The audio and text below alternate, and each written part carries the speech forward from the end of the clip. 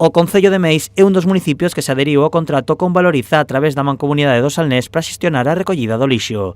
Este contrato inclúe unha campaña de concienciación para ensinar a reciclar aos máis pequenos. E o que tratamos, como digo, é que canto menos vaya ao contenedor verde, unha, menos contaminamos e dúas, menos costoso lle supón o Concello, porque sabedes que o canon de Sogama pois que pagamos polo lixo, que, bueno, pola cantidade de lixo, non, que se leva a Sogama.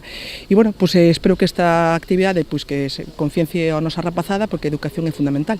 A campaña levarase a cabo en dous ámbitos, nos centros escolares e deportivos.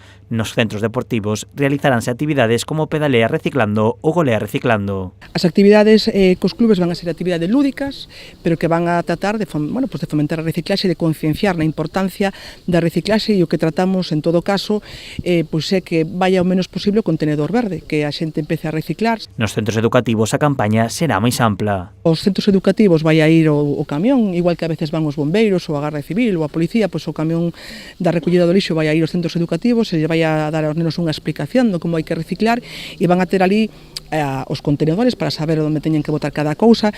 Van a estar tamén as representantes da empresa de limpeza, para que os nenos sexan conscientes da importancia que é pois non tirar papéis ao chan, botalos nas papeleiras, e da importancia que ten ter o noso pobo limpio, non?